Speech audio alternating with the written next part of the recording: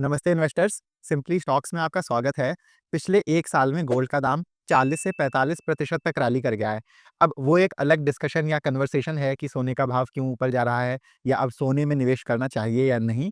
पर इस रैली का एक नीश सेक्टर के बिज़नेसेस को काफ़ी ज़्यादा फ़ायदा मिल रहा है। मैं बात कर रहा हूँ गोल्ड लेंडिंग सेक्टर की। इसमें होता क्या है कि लोग अपना सोना गिरवी रख के लोन्स लेते हैं। गोल्ड प्राइसेस के रैली करने की वजह से पूरे गोल्ड लेंडिंग सेगमेंट में बहुत अच्छी ग्रोथ आ रही है। तो आज के वीडियो में हम gold lending as a sector को समझेंगे और फिर इसमें हम एक तेज ग्रो कर रहे स्मॉल कैप बिजनेस को भी डेप्थ में स्टडी कर रहे होंगे। पर याद रहे ये वीडियो ना किसी भी तरह से बाय या सेल रिकमेंडेशन नहीं है। इसका प्लीज आप ध्यान रखिएगा। इसके साथ ही चलिए शुरू करते हैं। हुआ क्या है कि गोल्ड प्राइसेस बढ़ने की वजह से गोल्ड लोन्स की डिमांड भी बढ़ रही है।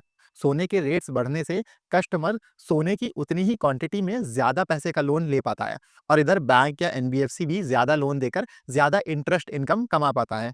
आरबीआई के डेटा के हिसाब से गोल्ड लोन्स की डिमांड पिछले साल से 122% ग्रो हुई है या कहने को डबल से भी ज्यादा हो गई है। मतलब गोल्ड लेंडिंग सेक्टर में बहुत अच्छी ग्रोथ आ रही है। बाकी दाम बढ़ने से लेंडर्स के लोन टू वैल्यू रेशियोज भी बेहतर हो गए हैं, तो उसका भी फायदा मिला है। लोन टू वैल्यू रेशियो मतलब अगर आपने मानो कि 100 रुपए का सोना गिरवी रखा तो बैंक या एनबीएफसी आपको 80 रुपए का लोन दे सकता है। एक और बेनिफिट जो गोल्ड लेंडर्स को मिला है कि आरबीआई अनसिक्योर्ड लेंडिंग माने कि आपके बिना कोलेटरल वाले लोन्स पर काफी स्ट्रिक्ट हो गया है। पिछले 1 डेढ़ साल में माइक्रो फाइनेंस और अनसिक्योर्ड लेंडिंग में लोन डिफॉल्ट्स बढ़े हैं। इसलिए सेक्टर में रिस्क को कंट्रोल में रखने के लिए कई चेक्स और स्टैंडर्ड्स लाए गए हैं। ऐसे में पर्सनल अनसिक्योर्ड लोन्स की डिमांड कम हो गई है और गोल्ड बैक्ड लोन्स की डिमांड बढ़ रही है। लोगों को किसी ना किसी वजह के लिए पैसा तो चाहिए ही। अब बिना कोलेटरल वाला लोन मिलेगा नहीं तो अगला ऑप्शन सोना गिरवी रखने का बचता है। इसलिए गोल्ड लोन सेगमेंट में एक बहुत अच्छा अप ट्रेंड चल रहा है। अब इस साइकिल को प्ले या राइड करने के लिए आपके पास दो रूट्स हैं, बैंक्स और एनबीएफसीज। पर आप यहाँ देखोगे कि भले बैंक्स गोल्ड लोन्स देते तो हैं, पर उनकी टोटल लोन बुक में गोल्ड लेंडिंग एक बहुत छोटा सेगमेंट है। बैंक्स में बस सिटी यूनियन बैंक का गोल्ड एक्सपोजर ज्यादा है, 27%। वरना बैंक ऑफ बड़ौदा से लेकर एसबीआई सबका 1 से 5% की रेंज में है। तो इस अपसाइकल का ज्यादातर बैंक्स को कोई बहुत खास फायदा नहीं मिलेगा। एनबीएफसीज में मुथूट, मनापुरम जैसे नाम आ जाते हैं। बैंक्स के कंपैरिजन में एनबीएफसीज का गोल्ड एक्सपोजर ज्यादा है और ये मैंने अक्सर देखा है कि रिटेल इन्वेस्टर्स ये गलती काफी करते हैं। उनको कोई ट्रेंडिंग थीम मिलती है तो बिना देखे कोई भी स्टॉक्स खरीदने लगते हैं। ये एकदम इग्नोर कर देते हैं कि उस थीम का कंपनी के बिजनेस में कितना प्रतिशत कंट्रीब्यूशन है। अगर वो छोटा सेगमेंट है और मानो डबल भी हो गया तब भी कुछ खास फायदा देखने को मिलेगा नहीं हमें उनके ओवरऑल बिजनेस पर। अब अगर मैं यहाँ आपके 2 मिनट लेकर एनबीएफसी और बैंक में फर्क बताऊं तो ऐसे जैसे बैंक हमसे एफडी लेकर आगे लोन देती है वैसे ही एनबीएफसीज भी लोन्स देते हैं, लेकिन ये पब्लिक से डिपॉजिट नहीं ले सकते हैं। ये जाएंगे बैंक्स के पास या अदानी अंबानी जैसे करोड़पतियों से 9-10% पर लोन लेकर उसे आगे 15-20-25% तक ब्याज पर देते हैं। अक्सर एनबीएफसीज के जो कस्टमर्स होते हैं वो बैंक से ज्यादा रिस्की होते हैं, डिपेंडिंग कि एनबीएफसी किस सेगमेंट में लोन्स दे रहा है। पर एनबीएफसीज के पास फ्रीडम और फ्लेक्सिबिलिटी बैंक से ज्यादा होती है। बैंक्स पर कई सारे रूल्स और रेगुलेशंस लगते हैं आरबीआई के, जिस वजह से वो तेज नहीं ग्रो कर पाते हैं। एनबीएफसीज को ये एडवांटेज रहता है। खैर वापस से अपने डिस्कशन पर आते हैं तो आप समझ गए होंगे कि हमारे पास एनबीएफसीज में ज्यादा अच्छी अपॉर्चुनिटीज हैं। इसमें हम जिस बिजनेस को स्टडी करेंगे उसका नाम है capri global capital. Capri global एक डाइवर्सिफाइड स्मॉल कैप एनबीएफसी है और ये मोटा मोटी 4 सेगमेंट्स में लोन्स देते हैं। ये गोल्ड लेंडिंग में तो है ही, इसके अलावा ये एमएसएमईज मतलब छोटे बिजनेसेस को भी लोन्स देते हैं। फिर ये 15 से 20 लाख के छोटे साइज के होम लोन्स देते हैं, तो वो इनका अफोर्डेबल हाउसिंग सेगमेंट हो गया। और फिर ये लोग कंस्ट्रक्शन फाइनेंस में भी लोन्स देते हैं, मतलब बिल्डर्स और कंस्ट्रक्शन कंपनीज को भी लोन्स देते हैं। इनमें इनका अब सबसे बड़ा जो सेगमेंट है वो गोल्ड का ही है। उसका 36% शेयर है इनके एयूएम में। फिर एमएसएमई और हाउसिंग फाइनेंस का 22-22% है और कंस्ट्रक्शन फाइनेंस का कंट्रीब्यूशन 18% है। यहाँ आप एक और चीज नोटिस करोगे कि कैसे 1 साल पहले गोल्ड लेंडिंग का एयूएम शेयर बस 31% हुआ करता था, जो तेज ग्रो करके 37% हो गया है। इस स्पीड पे इस साल के अंत तक इनकी 50% लोन बुक गोल्ड की हो जाएगी। हाउसिंग और कंस्ट्रक्शन फाइनेंस का लगभग उसी रेंज में रहा है शेयर। एमएसएमई एयूएम 27.5% से कम होकर 22% हो गया है। तो हम ये कह सकते हैं कि कैप्री ग्लोबल गोल्ड लोन्स पर बहुत हैवी जा रहा है। और ओवरऑल देखें तो Q1 में इनका एयूएम पिछले साल से काफी हेल्दी 42% रेट से ग्रो हुआ है।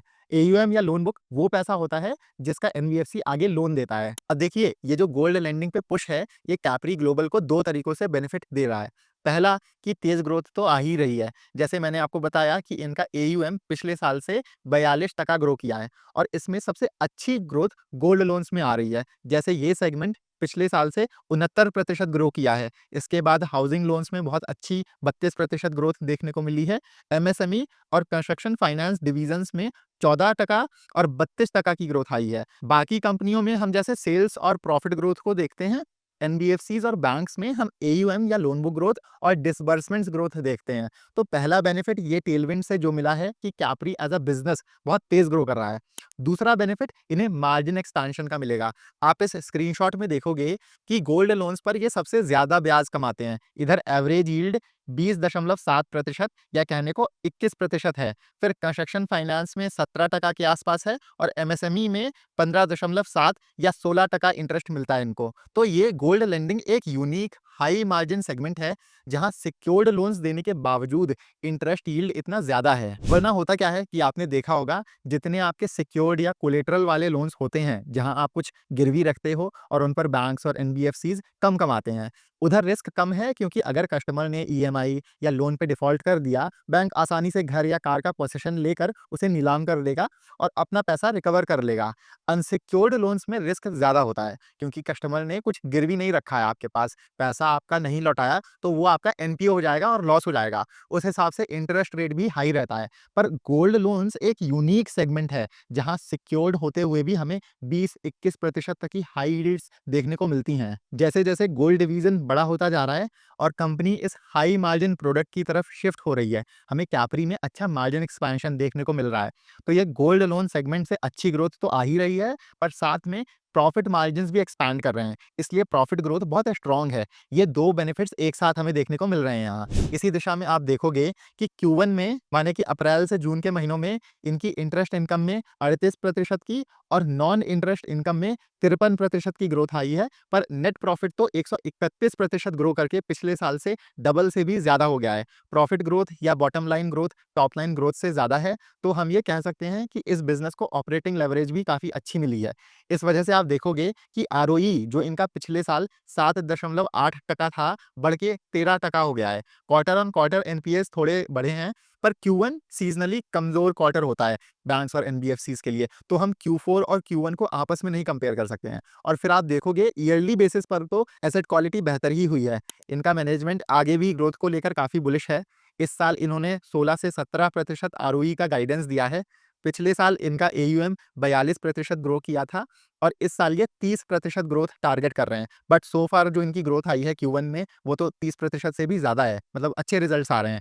जिसमें इनका गोल्ड लैंडिंग पर ये सबसे ज्यादा बुलिश हैं। इधर ये 37 से 40% ग्रोथ टारगेट कर रहे हैं। एमएसएमई और हाउसिंग फाइनेंस दोनों में 20 से 22% और कंस्ट्रक्शन फाइनेंस में 17 से 18% ग्रोथ का टारगेट है। इनके पास देश भर में 1138 ब्रांचेस का नेटवर्क है, जिसमें ये इस साल 200 से 250 ब्रांचेस और ऐड कर रहे होंगे। इनका ब्रांच एक्सपेंशन भी अच्छी रेट से ग्रो कर रहा है। कैपरी पिछले 2 से 3 सालों से अपना ब्रांच नेटवर्क बढ़ाने पर काफी काम करता आया है, जिसका इन्हें अभी फायदा भी मिल रहा है। जैसे इनके पास कुल 1138 ब्रांचेस हैं, इनमें से 820 के आसपास या 70% तो गोल्ड लोन ब्रांचेस ही हैं। बाकी 315 से 320 branches MSME, housing finance, construction finance सबकी मिक्स हैं। यहाँ एक और बेनिफिट जो इनके बॉटम लाइन में अब दिखेगा कि इन्होंने हाल ही में ब्रांचेस खोलने पर खर्चे जितने किए हैं पिछले 2-3 सालों में, वो अब थोड़ा स्टेबलाइज हो जाएंगे। जैसे आप देखो इधर कि इन्होंने कितनी तेजी से अपना नेटवर्क एक्सपैंड किया है। FY22 में इनकी 117 ब्रांचेस थी बस, जो इन्होंने 3 सालों में 1138 माने कि 10 गुना लगभग कर ली हैं। और इतने हैवी एक्सपेंशन से हुए खर्चों की वजह से मार्जिन्स पर जो अब तक स्ट्रेस था, वो आगे धीरे-धीरे कम होने लगेगा। और तीसरा एक मेजर एडवांटेज इनको रेट कट से मिलेगा। आपको याद होगा कि आरबीआई ने हाल ही में इंटरेस्ट रेट्स कट किए हैं। होता क्या है कि रेट कट्स के दौरान कस्टमर को लोअर इंटरेस्ट रेट तुरंत पास ऑन हो जाता है, पर इधर कॉस्ट साइड पर बैंक्स 6 महीने लेते हैं एमसीएलआर रीसेट करने में, तो आगे चल के कैपरी को इसका फायदा मिलेगा। इसके अलावा ये भविष्य में जितना भी पैसा उठा रहे होंगे मार्केट से आगे लोन्स देने के लिए, वो लो इंटरेस्ट रेट पर उठाया जाएगा, तो वहाँ 30 से 40 बीपीएस का फायदा मिलेगा, जो बॉटम लाइन पर एक बड़ा पॉजिटिव इम्पैक्ट डालेगा। तो अब मैं समराइज करूं, हमारे पास एक तेज ग्रो कर रहा एनबीएफसी है, जिसका एयूएम 30% या उससे ज्यादा के रेट से ग्रो कर रहा है। ये हाई मार्जिन प्रोडक्ट्स पे भी शिफ्ट हो रहा है, और तो और हमें आगे चल के इनके कॉस्ट कम होते हुए दिखेंगे। इस वजह से मार्जिन्स बेहतर होंगे और बॉटम लाइन में एक्सपेंशन 35-40% या उससे ज्यादा के रेट से भी हो सकता है। अब देखिए, अभी के लिए कैप्री ग्लोबल बहुत अच्छा लग रहा है, लेकिन है तो ये एक स्मॉल कैप साइक्लिकल बिजनेस। ऐसे में 3 महीने बाद या 6 महीने बाद इसका क्या हाल रहेगा, वो आप अभी से नहीं बता सकते, वो भगवान जाने। इसलिए जब आप किसी बिजनेस में इन्वेस्ट कर रहे होते हो, तो आपको ट्रैक करते रहना पड़ेगा कि आप जिस ग्रोथ और फंडामेंटल्स की वजह से एंट्री ले रहे हो, वो सेम चीजें 3 महीने बाद बनी रहती हैं या नहीं। अगर हाँ, तो बहुत अच्छा है, नहीं तो आपको सेल करके निकलना पड़ेगा।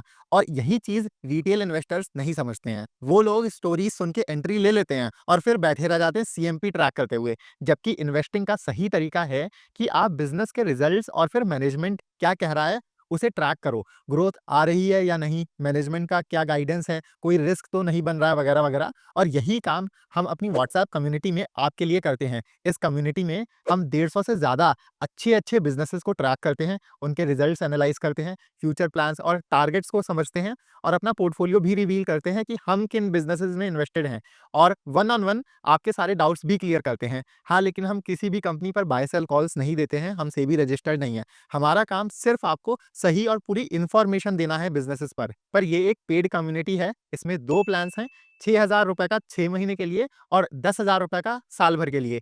6 महीने वाले प्लान में आपको मंथली रेट ₹1000 पड़ेगा, और साल भर वाले में आपको मंथली रेट बस ₹850 पड़ेगा। मतलब आपको बस ₹850 में इतने सारे अच्छे-अच्छे बिज़नेसेस पता चलते रहेंगे। और एज़ अ बोनस हम जितने भी वेबिनार या वर्कशॉप्स कराते हैं, वो कम्युनिटी मेंबर्स के लिए बिल्कुल फ्री होते हैं। तो अगर आप इंटरेस्टेड हैं, आप इस नंबर पर व्हाट्सएप कर दीजिए, वरना हमने डिस्क्रिप्शन में एक लिंक दिया हुआ है, आप उस नीचे दिए हुए लिंक से भी हमें कॉन्टैक्ट करके ये कम्युनिटी जॉइन कर सकते हैं।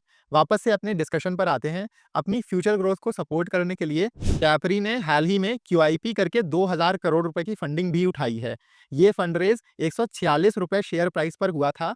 ये काफ़ी बड़ा फंडरेज है। इसके बाद इन्हें काफ़ी समय तक और कैपिटल रेज़ करने की ज़रूरत नहीं पड़ेगी, और इसमें कई मशहूर इन्वेस्टर्स जैसे कि Prashant Jain, Sunil Singhania, quant small cap mutual fund ने निवेश किया था। इसलिए आप इनके शेयर होल्डिंग पैटर्न में देखोगे, प्रमोटर होल्डिंग 70% से डाइल्यूट होके 60% हो गई है, और एफआईआई होल्डिंग 1% से बढ़कर 4.7%, और डीआईआईज़ की स्टेक 14.5% से 20.5% हो गई है। बाकी मीडियम टर्म में भी कैपरी का 27 से 30% के रेट से ग्रो करने का टारगेट है।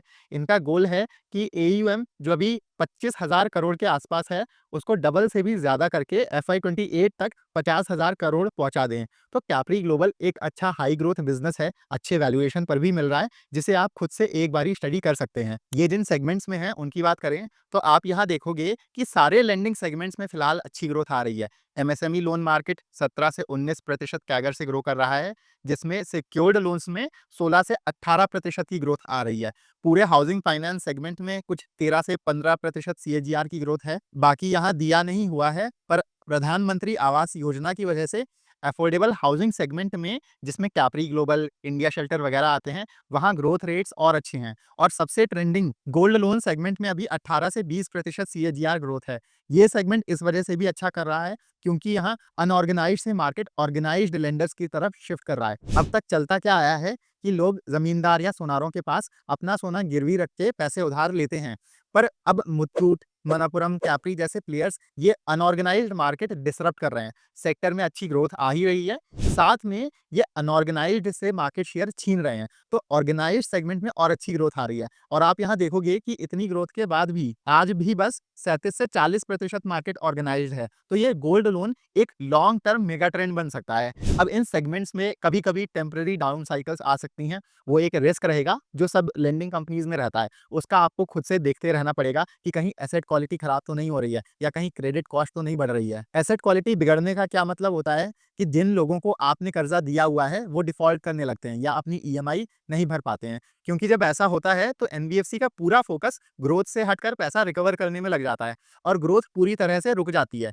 तो कैप्री जैसे किसी भी एनबीएफसी में अगर आप इंटरेस्टेड हैं तो आपको इस चीज को क्लोजली ट्रैक करना होगा। पर ओवरऑल देखें तो कैप्री जिन भी सेगमेंट्स में है फिलहाल सब में अच्छी ग्रोथ आ रही है और ये बिजनेस भी बहुत अच्छा ग्रो कर रहा है। अब आप मुझे कमेंट्स में बताओ कि आप अपने पोर्टफोलियो के किस बैंकिंग या एनबीएफसी बिजनेस पर सबसे ज्यादा बुलिश हो। बाकी अगर आपको ये वीडियो पसंद आया है तो इसे लाइक जरूर जरूर करिएगा। साथ में आप हमारे चैनल सिंपली स्टॉक्स को भी सब्सक्राइब कर सकते हैं। ऐसे वीडियोस बनाने में काफ़ी मेहनत, काफ़ी समय लगता है।